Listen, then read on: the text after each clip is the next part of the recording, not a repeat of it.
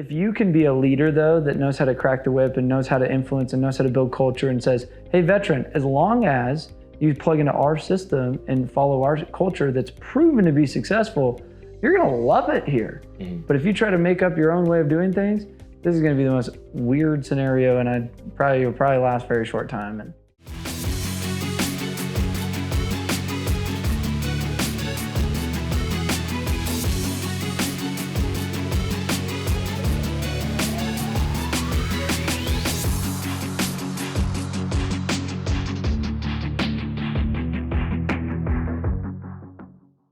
wait, are you interviewing me or am I interviewing you? How are we doing this? Should we do a duel? Like it can live on both of our podcasts? I was thinking that. Let's use it for its own. We'll make a collaborative impromptu intro. That was it. We just did it. Okay. All right, guys. Inside this podcast, I am inside your living room, buddy, and on your channel. Yes. Oh, man. And this is Sam Taggart on the Blue Collar Boardroom. This guy is a legend. If y'all don't know him, first time we met was, what was it? That was like 5 years ago, dude. Maybe even you were longer than that. You were like this sixth podcast I did, because I was like, what's roofers? I didn't even know roofers are the thing. I interviewed you, but I was like, oh yeah, door-to-door roofers, that's a thing too. So who does door-to-door roofing? And you pop up and I was like, hey, do you want to be on my podcast? You were definitely one of the first person to ever ask me that question. I was like, oh, cool, people think I'm interesting now. At that point, what were you doing at that time in your life? I was selling solar. No, this had to have been 2017. So whenever, so it was spring. I just started my podcast. I was the VP of sales at Solcius and Solar. And I had started this podcast because I was like, dude, I want to have like sharing best practices and just put stuff out there. And I didn't even know what a podcast was. I'd never listened to him. And I was like, oh, let's call this guy. And I was all nervous. I was like, hey, I'm starting this new thing, and it like, come to find out, you're like, it's like we're here now in my living room. Hey, wins on top of wins. Yeah. Congratulations on all your wins. What a beautiful spot. You have to see this place. This is in the mountains. It's right above a trailhead. We're fixing to hit this epic trail, 11 miles to the top of the mountain. Is that what it is? If we can make it all the way up. If we can make it all the way up. Then we're going to a UFC 278. Hoping that you will attend with us. Excited to kind of collaborate to dominate, in this competitive door-to-door industry that we're in. Both of us are about leveling people up, and we've been competitive door-to-door consultants, and we both believe in collaborate to dominate. So I'm excited about this podcast, my friend. And welcome to the D2D podcast. We're doing this as a dual podcast, people. So Lee Haight, owns Skydivers University. He's part of RCAA and been in roofing for your whole life. Your dad was like a legend. 18 years, yeah. It was like legend roofing company out of Florida, and has made a big dent. He's hosted events, consulted tons of companies, built a bunch of online platforms on training roofers, and now solar. Kind of that crossover. He's kind of merging the gap. Yeah, so. I tell you what. There's you've always taught me a lot about solar, and recently your YouTube video 4 ways to sell solar, man. I send that out as good training. It's good content. I think that a lot of times there is a gap between roofing and solar industries. Yep. I believe that solar people are missing out on a gold mine, and roofers are missing out on a gold mine. And I really came here to bridge the gap. Yeah. Welcome to the Mecca. Hell yeah. Heck yeah. So what are the biggest, problems that you see sort of kind of between roofing and solar? It's like funny because like solar guys, here's the thing. Here's my take on it. All right. Solar is harder to sell, but it's easier to kind of run a business because you've got these EPCs, you've got these companies that will build the jobs, you've got this financing you can get paid on, and really all you got to do is sell it. Yeah. Manage the salespeople, sell people on selling, and celebrate your victories all along the way. In roofing, it may be a little easier to sell because it's paid for by the insurance, but it's a little hard to operate because most of the individuals are building their own jobs and they're dealing with insurance companies, and it's a little bit challenging. But one stigma I've seen is like the door-to-door guys or solar guys, they think that roofers don't know how to sell. And on the other side of the fence, maybe there's a stigma that roofers think that solar guys don't know how to run a actual operation because they complain about they complain about the leaks. Yeah. All the roofers' biggest complaint about solar is all the trauma they've heard from bad installs. Yeah. Isn't it crazy the Well, I'm in it. I'm dealing with all sorts of companies that have all these problems. And, I literally was in Dallas last week. I coached a big, over $100 million roofing company, how to get into solar. Ran my boot camp, had over 60 different business owners, roofers, and solars, all in the same event. And then I did another onsite with another big roofing company, says, I want to get into solar. Another guy wants to do solar, so I did another onsite with him, and I spent the whole week in Dallas. And then I'm like, okay, I go to these solar people. And it was funny, so Oscar Luna, he's one of the founders of Lumio. He was the founder of Deca and Zenith in Dallas, and he has 1,600 sales reps. And in the boot camp, he came and spoke, and they're doing hundreds and hundreds of solar deals every single month. And he says this, he goes, somebody's like, hey, how do you pay your roofing or your roofing deals? Because he has a roofing division, part of their installer and solar. He's like, what do you mean? He's like, well, how do you pay your roofing reps? It's like, I think they get like $500 when they sell a roof. So you could just see how it was like, so here's the problem. And this is where, being the VP of sales at Solcius for a couple of years, I didn't make a dime doing roofs. It was, hey, they failed the site survey. Therefore, you need to get them to get a new roof before we're allowed to put solar up. And we'd be like, darn it, is there any way you could just push this one through? Just come on. And so then you'd have to call the roofing companies. And at first when I started, it was like, if you didn't have a friend in the roofing business, then it was like, okay, I gotta figure this out. So you call up a friend and, hey, do you know if you can get me a roof quote? And then you're basically just selling the job for them. They're like, oh, that was the easiest deal I ever sold. It's like, they keep all the commission. And then all of a sudden the owner of the company was like, hey, let's just partner up with a roofer. So we partnered up with a roofer. He baked in his own override, I'm sure, his own spread. We didn't still gonna get paid a dime. And the fact that Oscar was like, yeah, they get $500. I'm like, well, how much? I'm like, I know how much roofers make. And I was like, why are they only making $500? They knocked it. They had a bad roof. They're selling Those a guys retail are some roof. of the smartest guys in solar. They got a YouTube channel. They got great content. I respect these dudes. And here, I want to plug them into the roofing red line. Yeah. And, the idea that solar reps could get a good wholesale rate and an opportunity to sell it through a simple delivery system, proposal system. That's all they need. Yeah, they just need a bid. That's it. And the way that we do it, we have an internal estimate center that can sort of like Solo put quotes out within 30 minutes or whatever. And that's what they need. The only thing a sales guy wants is not to wait. Yeah. They're like, I want my roof done quick before the install is going to happen in solar and it not to slow it down. Mm-hmm. And I want to get a quick turnaround on how much is it going to be as an adder when I go to put the solar loan together. And so they can just wrap it into the finance, and it's not like selling them 3 times. I just want to sell them once. Here's the roof, here's the solar, done. Here's your monthly payment. And there's also another problem. If they do sell the roof and the solar, sometimes the solar loans won't pay the roof until the solar's finished. Yeah. So the roofers don't want to go do the installs for all these. Because you can't get their money. They can't get their money. And the solar guys don't want to pay the roofers. So we've made a deal with our financing partners that when the roof gets done, we get paid. Oh, you can distribute a portion. And it was pulling teeth. But I mean, honestly, Dustin, he was very, very integral in setting that deal up.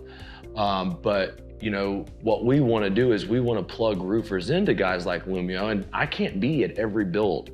And so that's why, it's like me and you here, we're here to level up all the people in our industry. Yeah. So it's a roofing professionals network. And, that's awesome. The idea is that I do have trained people.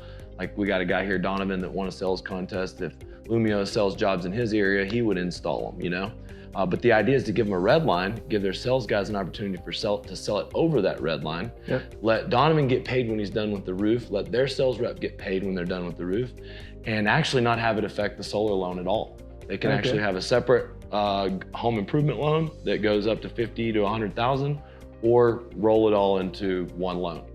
Because there's 3 caveats that I'm opinionated on, but I don't know if I have my full, this is the right way. And these are the questions adding the roof to solar brings up. Is one, if I'm getting a 30% dealer fee now with the raises they just have on a 149 loan or whatever, you add that to a roof, you're like, hey, with the roof wrapping it in, you get a 30% tax credit on it all, or whatever, right? 26%. And well, you're like, and you get a 30% dealer fee. So it wipes it out. Yeah, so you're like, hold on. So the dealer fee element of roofing is something to pay attention to. Yeah. The second piece is the insurance process, meaning do you tell the homeowners to just keep the check and just do it retail?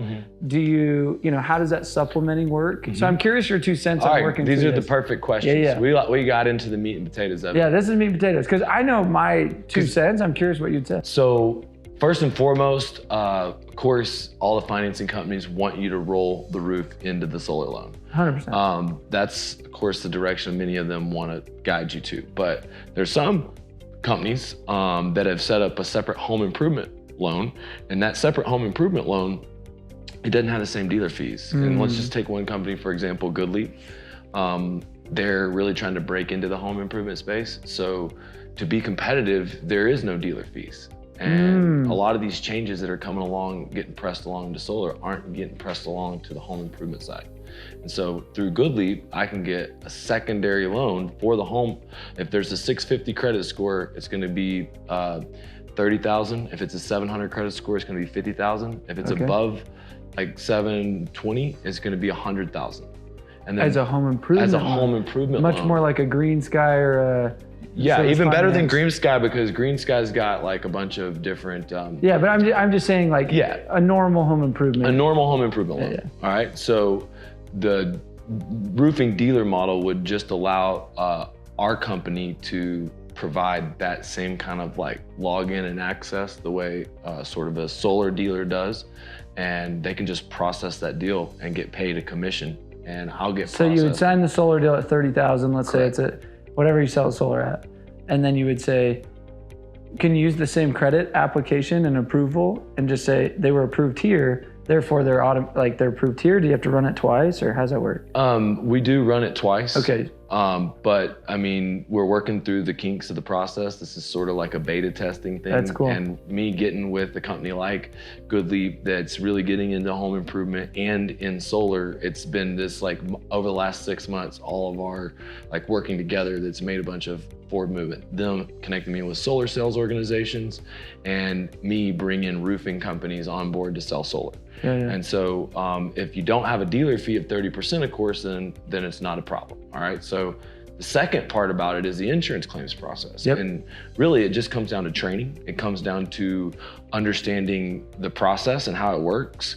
But it's also being able to create the estimates in the insurance format the same way a solar proposal is created. So just like, a demand can be put together and claim proposal can be put together within an hour, and our internal, supplement department basically can handle already $20 million in insurance claim estimates and supplements yearly. Thousands and thousands of estimates that we put out. So, for a limited amount of solar salespeople, I mean, if we brought in a Lumi company, we'd be focused fully on servicing their company one at a time, so this is going to be limited because we have some big people coming on board with this. But basically, if you train people on how to sell the insurance claim process, you offer financing, 50% of the people will not take the financing. As a matter of fact, maybe even 70% of people will not take the financing. You could be the best salesman in the world. You sold that person a roof paid for by the insurance. They don't mind waiting. Yeah, they're like, why would I go finance this? Well, if you create a sense of urgency, hey, the insurance company is going to delay the process. It could take up to a year. They're going to pay wholesale rates. This is the only way I can guarantee that you're not going to have to pay the difference. We're going to put the Cadillac, and here's how it's going to work. We have a funding partner, and whenever we turn it into your insurance company, it's written in the policy that it says cost incurred, you owe the full amount. And so this is what you go ahead and do is you keep the check, you go ahead and get approved on this home improvement loan with 0%. You go ahead and get funded. Here, this makes your estimate real, and you keep your check, do what you want. And this loan is at 7.99%, which is actually cheaper than inflation. Yeah. So, just go ahead and give me the okay. And what if the insurance company's estimate ends up being lower than yours?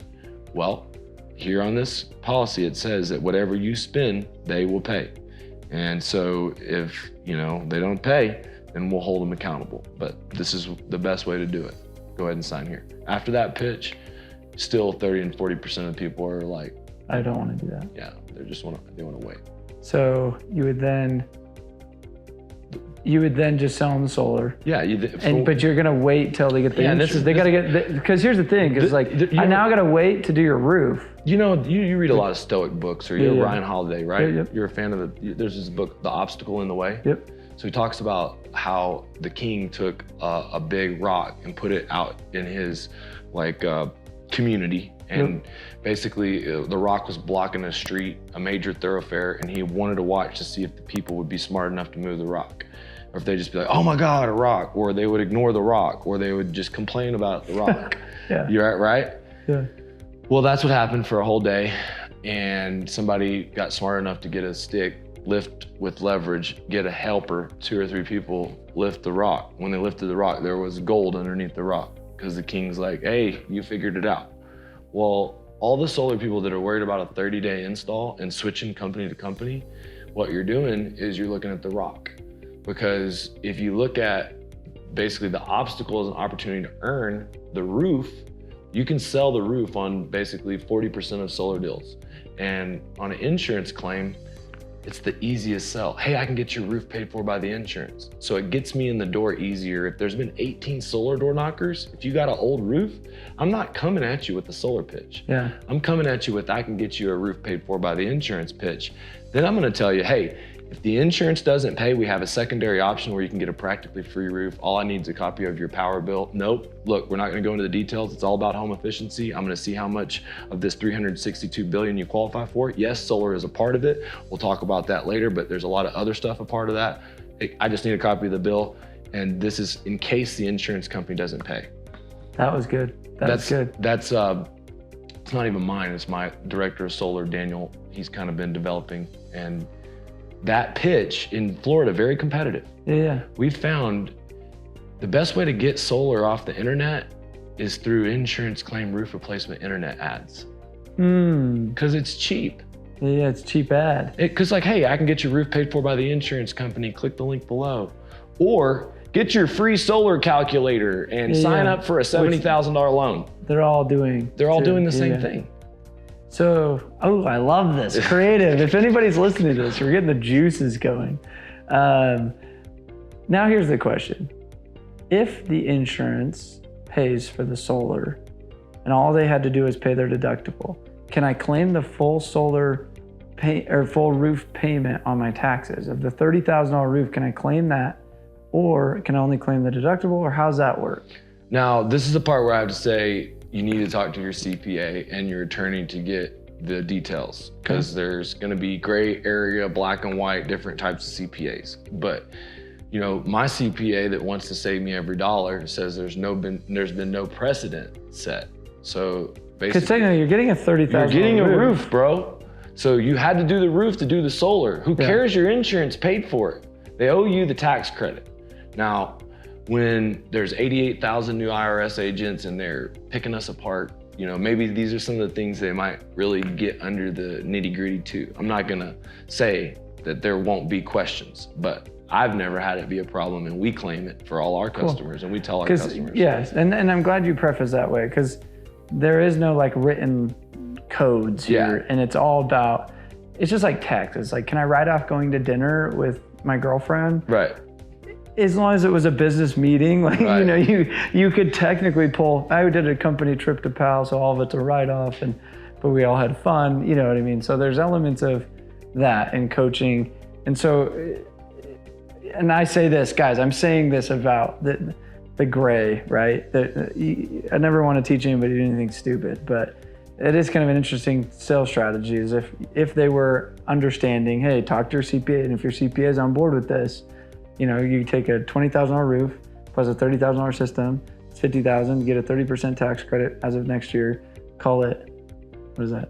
$50,000, $5, $10, $15,000 tax credit, except you only spent $2 for the roof. So you know what I mean? You just and the roof really, you could take that money and do whatever you want with it. So to me, we just took the best pitch in the world. I'm president, you do all the door-to-door things, and you're right. It doesn't matter what you sell in door-to-door. If you go balls to the wall, I've met them, and pest control, I've met them, and windows, I've met them from every angle. It doesn't really matter. But I like the roofing sell the best, because I think it's the easiest about getting, and it's very expensive. Now the catch to it is it takes too long. Yeah. And so, especially in Florida where you guys are, it's like it does. It takes too long. So, and that started to really be an issue. As a matter of fact, 16 insurance companies got downgraded. There'd be checks that were owed to me. The insurance companies just automatically, they were going to give it to me in 3 weeks. Now I'm not going to get them for a year, like millions of dollars. Yeah. So that puts businesses out like this. It's correct. Like, And I mean, a lot of people have fled because of these circumstances. They've set up laws. They actually made a law against my Facebook ads. They said you cannot use basically gift cards in any type of insurance claim roof replacement ad. Had my picture in my ad in the law. You're just like, I'm famous. I made it. That's me. I made it. But you know, I really do want to invite you to further events that we do because I want to connect our worlds. The solar world needs to know more about roofing. They need to look at it not as a dirty job you can't make money off of, but just like, hey, if you're thinking install time and you're having a hard time retaining your reps, you know what? There's not that many people selling both roof and solar. There's not that many people doing insurance, roofing, and solar. So it's hard for a rep to leave when you're building a book of business that's got that type of dynamic. It's also, you can build the roof and they can get a commission within 30 days. You can then build the solar. So some of my 2-3 months. Some of my EPCs I have lower prices with, but they take longer. Yeah, They may be big national companies that everybody says, oh, they take too long. Well, 60-day installs aren't that bad if I'm getting paid on a roof in 30 days. Yeah. Now you're getting one check, then another check. That's smart. No, I think I foresee, and this is interesting. So roofing, for the last 5 years, everybody's like, hey, Sam, help me get into solar because my background is solar. And, you know, and I'm like, dude, do you really want to distract yourself from what you already have? This is what I would tell them. I'm like, solar is amazing and I'll help you get into it. But I'm like, what happens when you become a solar installer? And I was like, guys, go the dealer route first would be my recommendation, not like go find an EPC or whatever. But one thing that I'm noticing, I'm like, wait, if they just extended that tax credit for 10 years, it gives every roofer in there this huge advantage of saying, if you already are a contractor, you're already on roofs, you're already doing labor, you're already having to manage all the overhead and finance, like you're actually better business runners than solar people. Like solar dealers, it's like, dude, you're just glorified salespeople that maybe have a little bit of an admin and behind the scenes. Roofing companies, I've been super impressed working with the roofing industry because it's like, oh no, you actually have to like run payroll and get liability insurance, pay workman's comp, you know what I mean? All these things, right? And I'm like, geez, you're already doing 50% of the solar job with knowing how to get with the cities and permits. But I was like, I don't want you to distract yourself, run down a rabbit hole and become a solar installer. Because it's just a lot more variables. It's 160 touch points and variations between sale and install sometimes. Like people don't understand that. And now that it's 10 years extended, I'm kind of like, oh, well now the roofing people, it's like, oh, it might be worth my time and energy to learn this. Well, and also when you first started, it wasn't as hot. And basically right now, it's like people have a gun held to their head and solar makes so much sense, it's silly. All the roofers are sitting on a gold mine. They are. All their old roofs. All the old roofs. I just sat down, I went through this customer I just consulted. You know, people pay me a lot of money to go consult. I'm like, guys, I could save you so much dummy tax trying to start a solar company within your roofing, right? And just from a red line to pay scales to inefficiencies and process. And I'm like, then the next question, I'm a damn good marketer. What are you doing with the 10,000 roofs you just did over the last 5 years? Like, what are you doing with all the roofs you didn't do that didn't get approved by insurance? That were no-shows? And then the other third thing is, what do you do with the reps that are in a neighborhood? Like, let's take Colorado, who's been pretty dry for the last 4 years, right? Everybody enough in Denver. Naples, where I'm from, I hadn't had a hurricane in 6 years. Hadn't had a hurricane. Everybody moves to Naples. Everybody says cool. And because of Irma, and then they're like, well, come on, hurricane. It's ridiculous. And you're going, one house for every 20 homes is actually has damage. And well, I'll tell you what it does to door to door. Skipping 20 homes. Let me tell you what it does to door to door. This is what, when Jared came and visited me, he said, this makes no sense. He said, quit skipping doors. It like bothered him. And I was like, it took me almost 6 months to understand why it bothered him. Well, yeah, because listen, like on every old roof, we want to knock for insurance and do a door roof sell. Yeah. But on every new roof, you want to sell solar. Yeah. So if you just knock every door, the sales rep doesn't have to find damage. He doesn't have to drive They're just around in a looking and be circle. like, new roof, solar. I've seen one of your videos. You're like, the biggest mistake people make is field territory management. Yeah. That they don't manage their territories right. Well, They're talking to 5 people a day because they're so driving to an area, this isn't gonna work. They scope this neighborhood, they go knock 3 or 4 doors and they're like, there's not much damage here. Then they drive here and I'm like, you waste your whole day just being inefficient. Yes, and so, sometimes these guys know that using Sales Rabbit is an answer, but they don't do it. And a lot of times people know solar is a gold rush, but they can't get it done. We've found sometimes selling the jobs for them is the best way to get it done, get it started. Now, you've coached a lot of roofers. What are the biggest places that roofers have failed? They think because they can sell roofs, they can sell solar. That's the number one thing I've Number seen. one. It's like, just because you're selling roofs doesn't make you, and I will say this publicly on camera, like when I got in the roofing space, I come from door-to-door Utah Mecca, selling alarms first, which I actually think takes the most salesmanship out of all of them. I agree. Rolling with Taylor on the alarm sales, I was like, oh my God, this is like dirty almost. But you have to go in and bring in like if you were to come knock my door and sell me an alarm, it's like, I don't lock my freaking door. So then you're like, convince me that I'm gonna have a break-in. My buddy just got a home invasion down the street and I was like, fuck, and he's been selling alarms for 10 years. His home gets invaded and I was like, no way. Anyway, different story. It's hilarious. But I'm like, I get to the roofing space and I go to these conferences and I start interviewing people and I was like, oh, you're the best. Like everybody's like, oh, you gotta interview this guy and you gotta interview this guy. And he's the top rep in the industry. And I'd like meet him and I was like, wow, I was very underimpressed. Like you sell how much? Like you're the top guy? Like tell me like your sales background, your sales techniques, like teach me sales, like, and I'm like, oh, you're just a hard worker at an easy industry. And all of a sudden they get into solar and it's like, you're selling and it's an easy industry to sell, in my opinion. Like I actually was like shocked at how much easier it was than alarms. But the second thing is I'm like, you still got to learn how to understand the financing and build value and then understand how to create urgency. And it's not just giving it away. Like, well, create urgency is probably the biggest place they fail. Yeah. Because they need a roof, but they don't need solar. Yeah, it's like, why do it now? So it's building the need to do it now instead of wait. And then it's also understanding the process of like net metering. And like, I just had a guy, he's from India and he's like, oh, my brother's moved to Iowa. Will you connect him to a solar company? And Omaha. And I was like, I don't even know a solar company in Omaha. Why? Because the utility's different there than it is in Florida. And solar you can drop a roof and you could sell a roof anywhere. It's shingles, a house.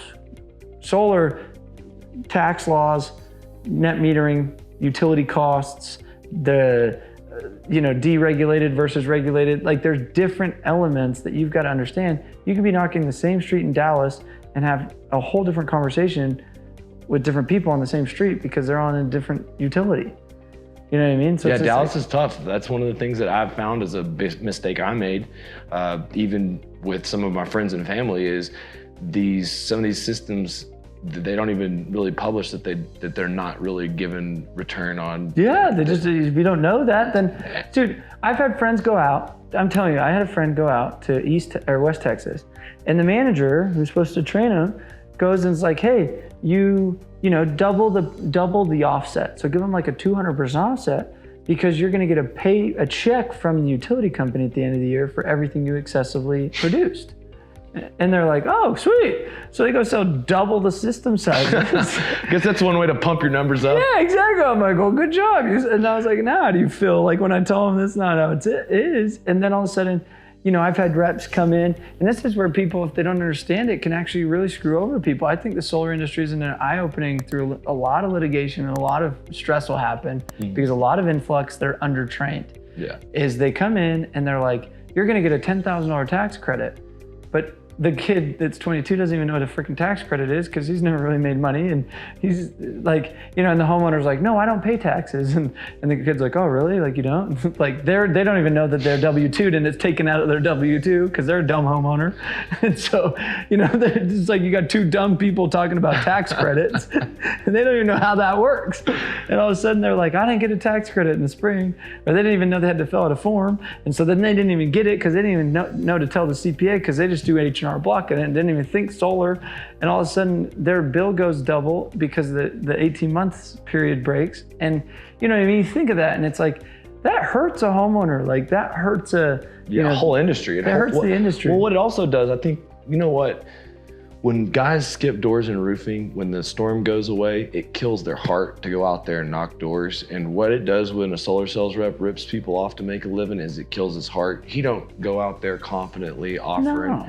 And he starts to look for other opportunities and things. I met with this guy and he was kind of sleazy. And basically he was telling me that he was selling systems to people that he knew he was ripping them off. And I'm like, instantly like, dude, I don't want no part. And he's like, this is some top solar sales guy, and instantly everyone in the room was just like, ugh, like, dude. And you know, like, what do you have to say? History of recruiting. Would you rather have like someone with a lot of proven abilities, or overall would you like to kind of have somebody new?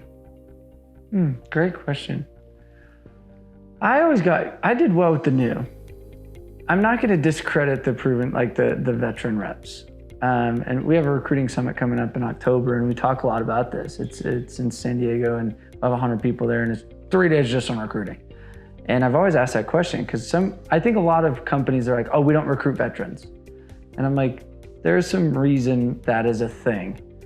New guys, you can say, hey, give me a guy with a good work ethic, give me a guy that's honest, and give me a guy that knows how to learn and like says I'm hungry to learn. I can take that guy and make him good. And it's because I have a proven system. Like at Vivint, I was the #2 per rep average for rookie class out of 150 teams. Like my pound for pound, like Jared's and those guys, like I took them from wrestler to top seller, really good seller.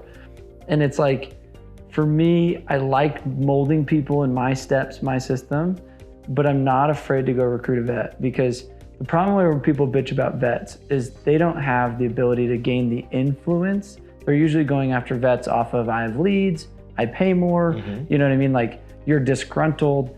And so if you get a really just easy veteran, usually it's gonna be a bad scenario. Veteran doesn't mean he's good. If he's hard to get, and it's a very long process to get a veteran, he probably is a good hire to get. Because he was happy, he was successful, he's doing it right.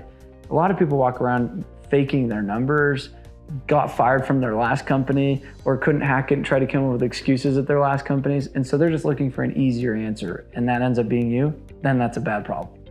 So I would say, if you can be a leader though, that knows how to crack the whip and knows how to influence and knows how to build culture and says, hey veteran, as long as you plug into our system and follow our culture that's proven to be successful, you're gonna love it here. But if you try to make up your own way of doing things, this is gonna be the most weird scenario, and it'll probably last a very short time. And yeah, man, I understand. I do the social media and I'm constantly putting content, but a lot of that brings in a lot of people when these storms happen, just like randoms, and everybody's got a story about how they're the best. And really, I heard it at probably one of your conferences, I think, is like, you just have to trust anyways sometimes. You kind of just smile and know they're full of it, but you have to be so hard on them in your like weed out procedure and not giving them anything. At my company, we used to just give money, but the door-to-door industry taught me a lot of roofers don't have a department that verifies every deal, that talks to the customers. We started doing that about 3 years ago, and rewarding the sales reps for that sell that week, on a front end commission, whether if it's a small 200, 400, whatever, give them something. But to keep a veteran, to really get them going, man, you have to have a vision that's bigger than their vision, or your dream that's bigger than their dream, so their dream fits inside of it. And then they fire leaders when they outgrow their leaders. And so there's so many good people that have outgrown their leaders. There's so many companies that didn't have the right vision. And so I will always recruit basically novice, median, expert, and I will even come to the highest level. And even in this meeting and want to talk about how we can, That's basically. clever. Yeah. You're like, hey, I'm going to go recruit Sam. I'm going to go recruit this scenario. Like, it's smart. Like, that's the biggest thing is like, I think a lot of these smaller companies are like, oh, I won't recruit veterans. Or a lot of these people get in this mindset. I'm like, this is the dumbest thing. Like, I look at, if I was to go start a big tech company or I were to go start a big real estate company, I'm like, the smartest play would be get the smartest real estate dudes around me to build this thing big. Like if I want to make this big, I don't want to get a new guy to teach him how to develop and then make my software. I'm like, no, I'm going to give me the best tech engineer that knows how to write code and like make him my developer, right? Wouldn't it be the same thing? It's just the problem is the vision, the speed of the leader, like I would say speed of the leader, speed of the team. If the leadership isn't inspiring, bigger picture, gives opportunity and lens for experts and really good guys to be on the team and there's like no space for them, then yeah, like you're not gonna go get those guys and you're gonna start actually shying them away. So now to some of the fun stuff. I had this idea. We're here for UFC 278. We were just talking before. You said you were interested in jiu-jitsu. But one element of jiu-jitsu I like is that there's always people that are way better, that are beating me up, that I'm basically learning from because they're teaching the class and I'm very intimidated by. And maybe some of you are watching this and you're not necessarily on Sam's level, but you would be intimidated if me and Sam walked up to you, and I'd say, look, we put our pants on the same as you do. Yeah. Don't be intimidated by anybody. But you also compete with people like me and you. We've been competitors in this door-to-door consultant space. And as we've basically grown movements, just following each other's impact, we make each other better, just trying to be the best versions of ourselves, but also win. Yeah. But we learn from each other. 100%. Our systems and packages have developed over time, a lot of times with just watching each other operate, you know what I mean? Yeah. And we both get better. And then there's that element of when you're brand new and you're teaching somebody that's a little bit, like I'm pretty brand new, but I'm giving them, when I'm teaching, I'm learning better than so tell me about running a mastermind and how coaching other roofers or solar guys or door-to-door guys has made you a better salesman, or how learning from all these other people has made you, because I just think of the human that I've become over the last 5 years. It's not self-made, it's a combination of the people, mostly from my mastermind. Yeah, I was just with my guys for 2 days. We just had 30 of our members out in Dallas for 2 days. And it's called a mastermind because when two minds get together, it creates a mastermind. Like it's a multiple minds put together. And what's beautiful is it's called the inner circle or the expert circle because I'm just part of the circle. Like I'm the host creating the experience, but I'm in the trenches with them. And I'm like doing the exercises, getting the feedback, and then watching how they show up for each other. I get to see it from a different perspective. And I'm like, I would have never thought of that. I would have never thought of that. And I've had tons of business owners come through that. And I've had so many opportunities to consult or do podcasts or go to companies. Like I was at Linear Roofing, I was at Three Kings, I was at this company, I was at this company within the last 7 days. And I'm like, what are they doing? What are they doing? What are they doing? And I'm a sponge. And so for me, because I'm doing what I'm doing, because I'm such good a sponge, I get to then squeeze all the juice onto others because maybe they didn't get the same opportunities to connect with the business owners or the people that I'm connecting with, or maybe they didn't hear it 30 different ways because I heard it from 30 different of them, and now I go to you to coach you, and I'm like, dude, I'm not coming to you from my perspective. I'm coming to you from I've consulted over 250 companies now where it's like, okay, cool, I'm coming from this perspective.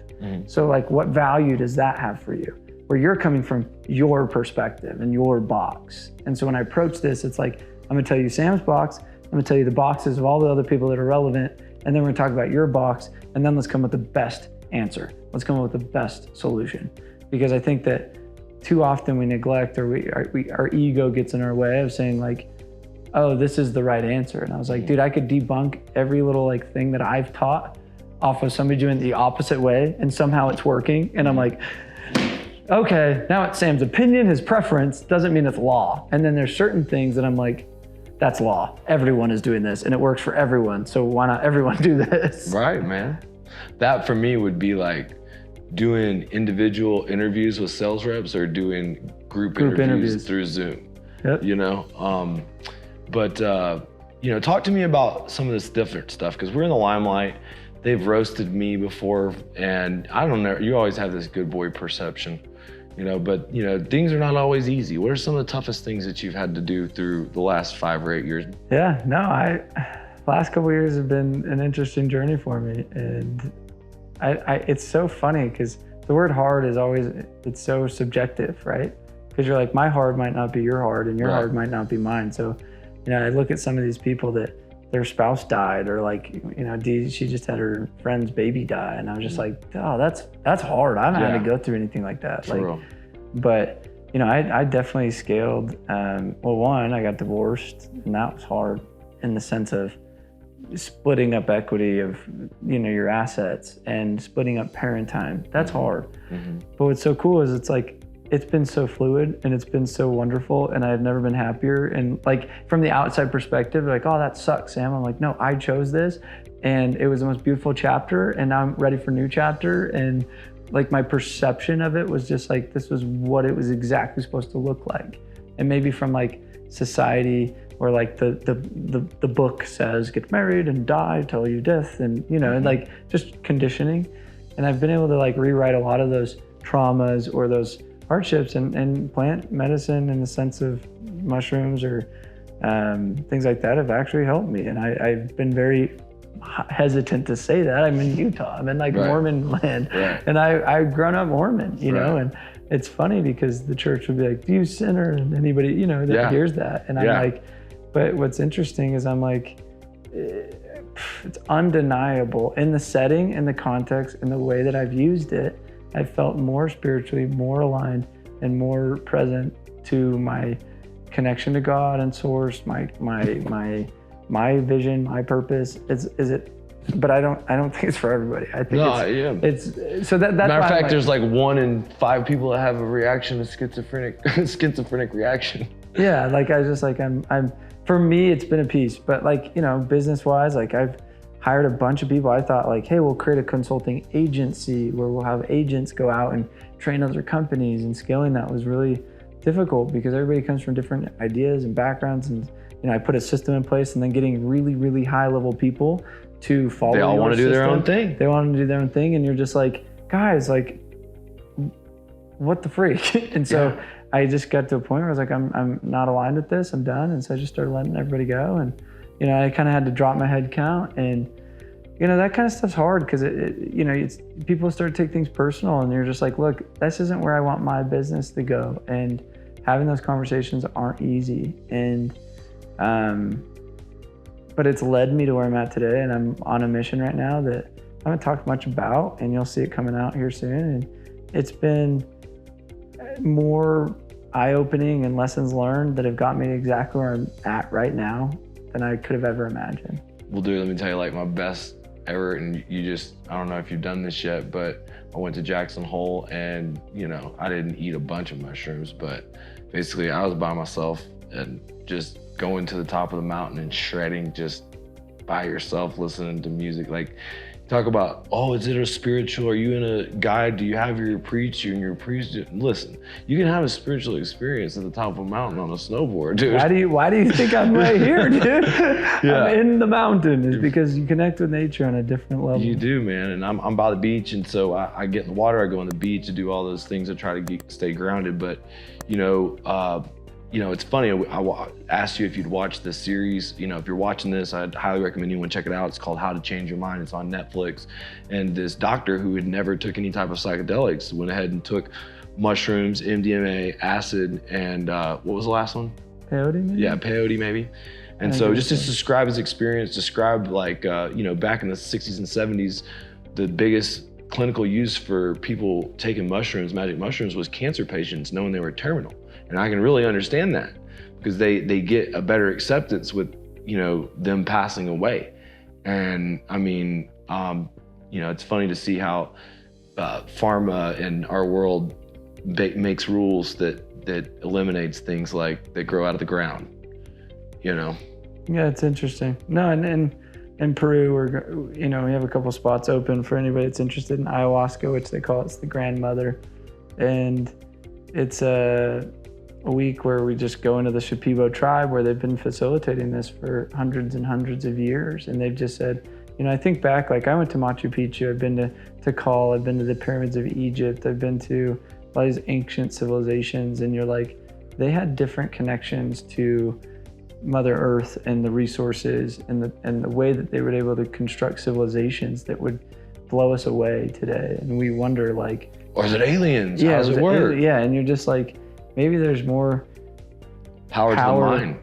And so you think of like where the Jedi comes from and Yoda and who inspired kind of this connection to may the force be with you and inspiring kind of this power that we all have. And the problem is society and human, I just think, has forgotten. Like we've forgotten because we look for such path of least resistance, such easy things, which is our smartphones give us all the answers. Our food is right there in a box down the street. Or, it's like, who do you know that still has to go plant, garden, and kill a cow to go eat? Mm. You know what I mean? It's like, and who do you know that spends meaningful time search, pondering, and praying, where back in the day, it was like they'd fast for 40 days or a day and they just sit and they just be. And you look at the Eastern culture, it's like the monks are still trying to cultivate kind of that. Well, in the Book of Mormon even, like how can these like visualizations and things come about without revelations. Truth? How can there not be truth? Like, so I see truth in all religions, to be honest with you. And when you talk about the power within, I feel like sometimes religion wants you to think the power is not within. It's out there. Exactly. So I would say, where's the Christ in you? Exactly. 100%.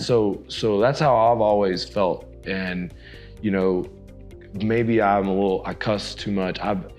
Maybe I'm a little bit of that, roofer type that's not exactly the BYU type. Yeah. But here's the thing, man. I care about people. I care about helping people. I stood behind every promise I ever make.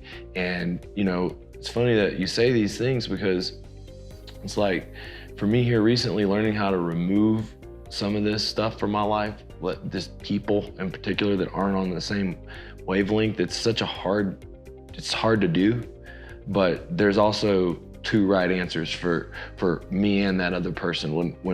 Every one of my best friends, he'd been in my business. I recruited him for a long time and he landed some huge deals and made some huge money, and he was in a leadership position and he stepped down and it hurt me. I'm like, what happened? What did I do wrong? Yeah. And I always do this, but I knew that we probably should have been making some changes, and the person that stepped into the role was another one of my best friends and one of his friends, and he said, I stepped down, I bet you they're gonna call you for this. But anyways, that dude's done because his heart was all in it. He's filled that gap even better. Meaning, when one door closes, another door is even better usually that opens. Yeah, one of my mantras is, rejection is God's redirection. And it's like, too often we see things as like, yeah, door closing and it's like, it's over. It's like, isn't it, like too often we look at hardship and trials in life as like, it's over. I'm like, no, it's just a new direction. It's just your life, you're still living, you're still there. You still have to wake up and poop every day. And I think too often we get so attached to identities.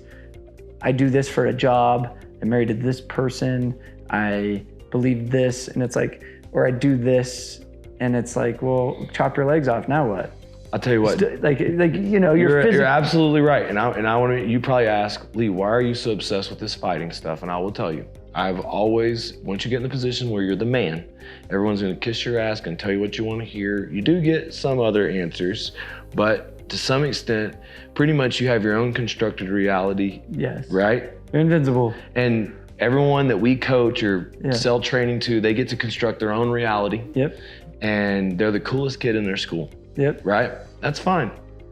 Well, one thing where I get to leave that identity at the doorstep is at jiu-jitsu. Ooh, I love this. Because they look at me like the best piece of meat to destroy. Yeah, I get to kick his ass because it's all neutral. This punk, rich fuck, I get to destroy him and enjoy it, and he's asking for it. I can't wait to get the chance to choke this kid. I love this. And so basically for me, I get to shut my brain off when I'm struggling for air because someone's choking me. I have my best peace, not just during class, because I'm more like trying to survive. That's war. That's war. Yeah. The peace is afterwards. Okay. When I've had my adrenaline say, you went up against the baddest warriors, people that could kill you, and you accepted worse scenarios. You got more comfortable with being uncomfortable, because literally, as someone chokes you and leans on you, and really, it's just basically hurts. you can't breathe. Your muscles are tired,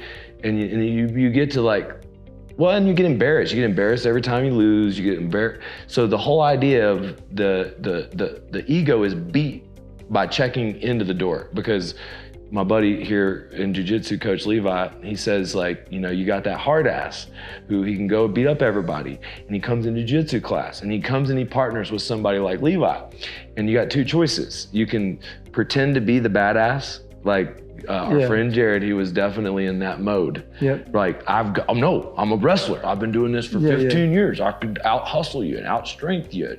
I don't care what you got. I'll twist your elbows, twist your arms. I'm stronger, right? Yeah, you can have that attitude. But in jiu-jitsu, you got to learn. So in the beginning, you're awkward. How do you do this? What do you do? Hey, I'm a little bit new. Take it a little easy on me.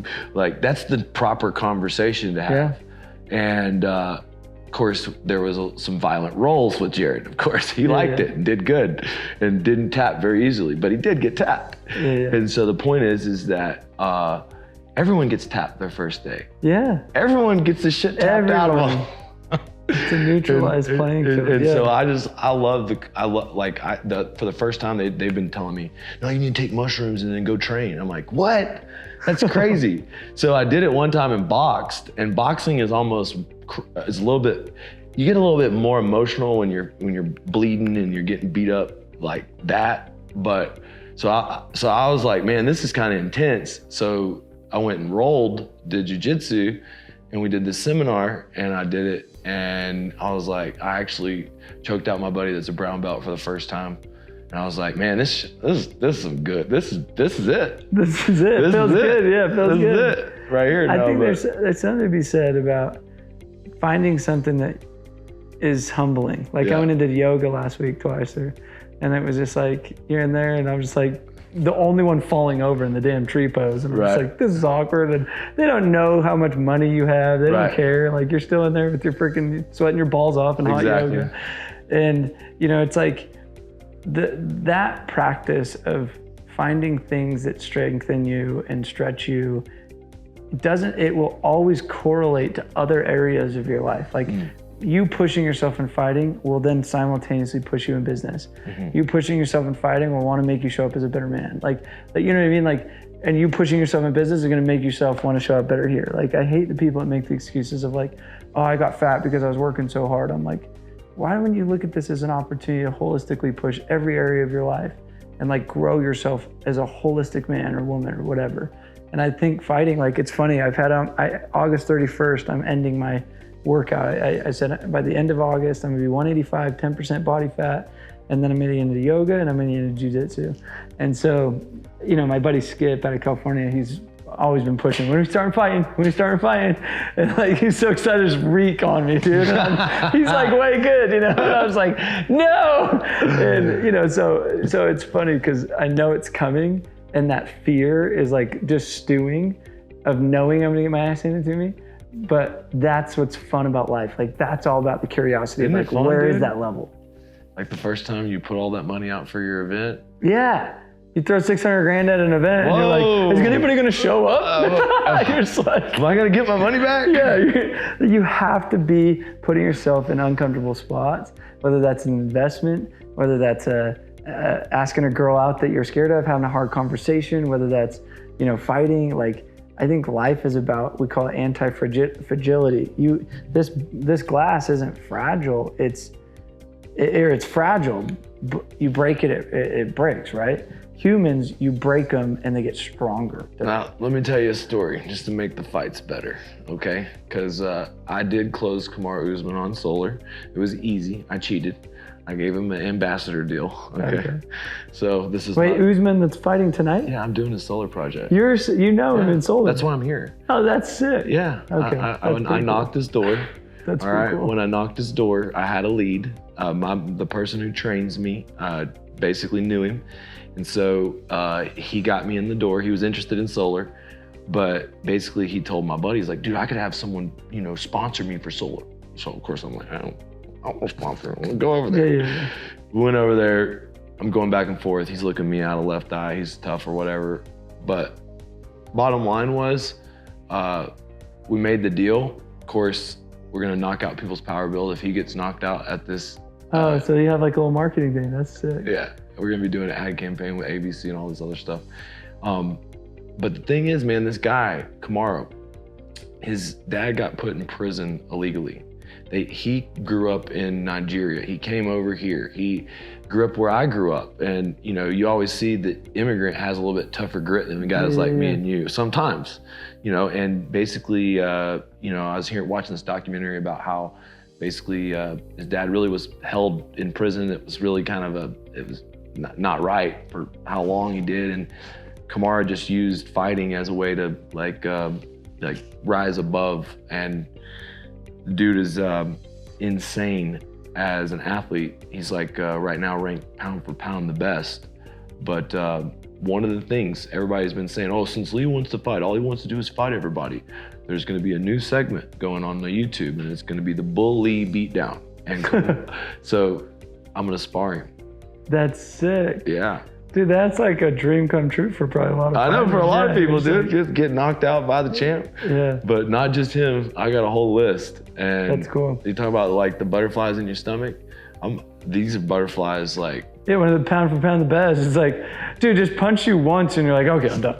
Well, when I signed up and did the cage fight, I knew probably Dimitri or some of the haters or anyone else might be viewing it, just waiting to capture that meme of me getting knocked out on the canvas. Yeah. Of course, I did it. I was the oldest person there. Like it's the top amateur fight promotion in South Florida, and basically I walk in, I'm like by 14 years the oldest person in the room.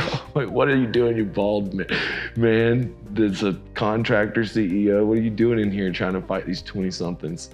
And I fought up a weight class, lost a split decision, but out of all the fights of the night, we got fight of the night. Oh, that's and it. so I was impressed that I didn't go out like a baby back snowflake, which, listen, growing up, like you said, we ain't had to kill for we're a different. Sometimes you have to prove it to yourself, man. I need it. That's why I'm doing it. All right. I was like, I want to, Heck yeah, hey, man. One day I will spar you. That's all right. I'll put that out there right there. We'll do it. I need it. I will get into it. That's okay. great. We got to wrap this up. But, all right, guys. Hey, well, this was an epic little podcast. Like and subscribe. Make sure that you comment below. And comment below if you want to see Sam at my upcoming events, because we're looking to do some big collaborations in the future. Yeah, it'd be fun. We'll see you guys.